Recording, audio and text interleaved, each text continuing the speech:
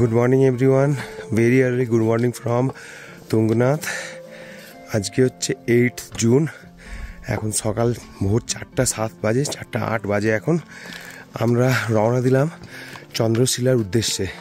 আমরা মন্দিরের একদম পাশেই ছিলাম। এখান থেকে চন্দ্রশিলা 1 কিলোমিটার, সময় লাগার কথা 1 ঘন্টার মতো। চলুন দেখা যাক। উপর থেকে অসাধারণ সানরাইজ দেখা যায়। চলুন আপনারা সবাই আমার সাথে সাক্ষী থাকবেন এই অসাধারণ সানরাইজের।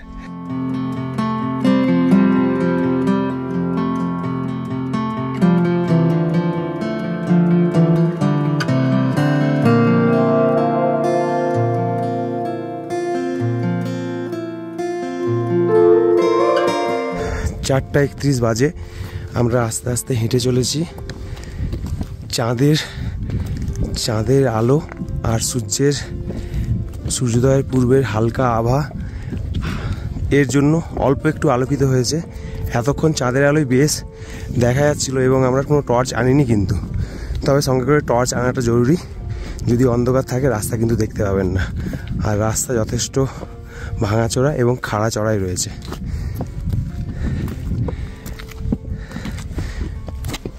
সূর্যোদয়ের হালকা আভায় পাহাড়গুলো যেন মায়াবী লাগছে। জানি না ক্যামেরায় কতটা তুলে ধরতে পারছি, কিন্তু খালি চোখ দিয়ে যা আমি দেখছি সে ভাষায় প্রকাশ করা যায় না।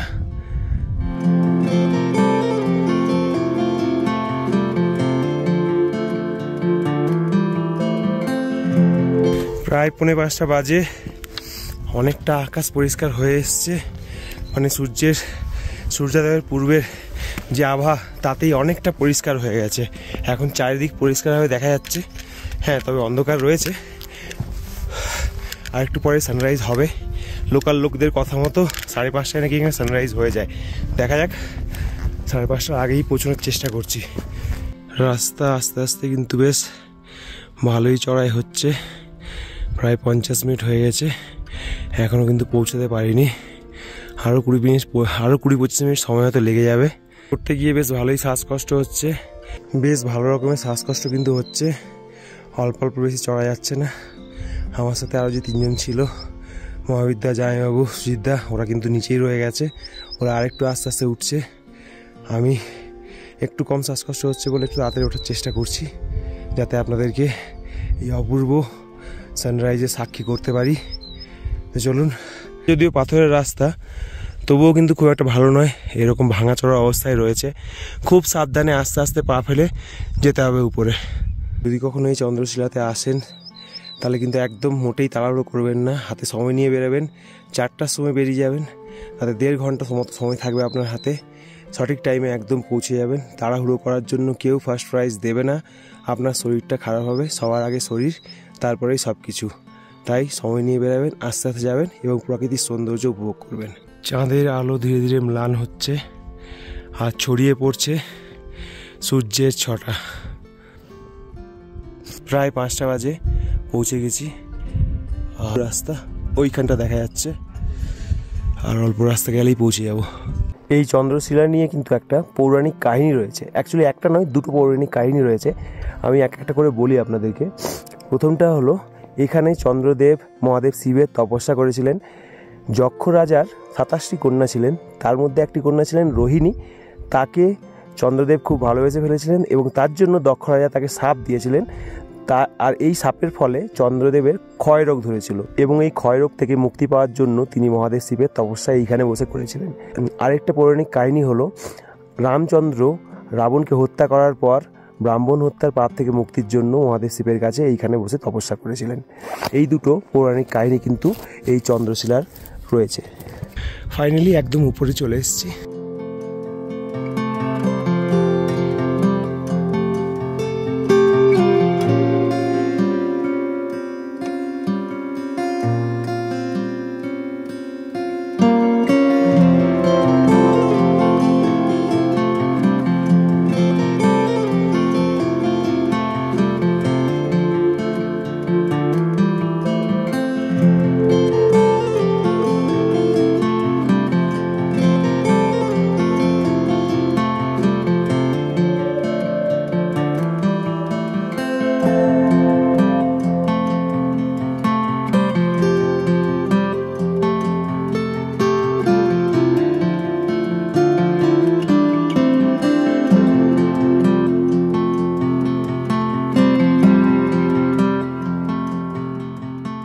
সকাল 6:05 বাজে সানরাইজ দেখলাম, খুব ভালো সানরাইজ হলো।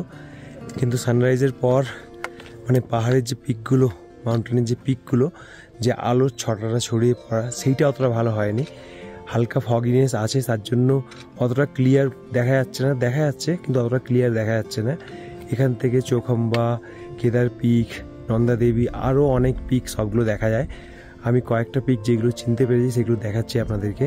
আর সমস্ত পিক এখন যদিও ক্লিয়ার নয়, আর একটু পর হয়তো আরেকটু বেটার ক্লিয়ার হবে। এই যে এইখানে সানরাইজটা হলো, জাস্ট ওই পাহাড়ের মাথা থেকে খুব সুন্দর সানরাইজটা হলো। ক্যামেরাতে কতটা ধরতে পেরেছি আমি জানি না, কিন্তু খালি চোখে দেখার যে অভিজ্ঞতা সেটা ভাষায় আমি প্রকাশ করতে পারছি না। এই যে এইখানে এই সোজাসুজি দেখা যাচ্ছে, এইখানে চৌখাম্বা পিক রয়েছে, এই পাশটাতে কেদার ডোম রয়েছে, আর ওই পাশে বেশ কিছু পিক এখান থেকে দেখা যাচ্ছে। ওই যে বললাম হালকা ফগিনেসের জন্য অতটা ক্লিয়ার কিন্তু নেই।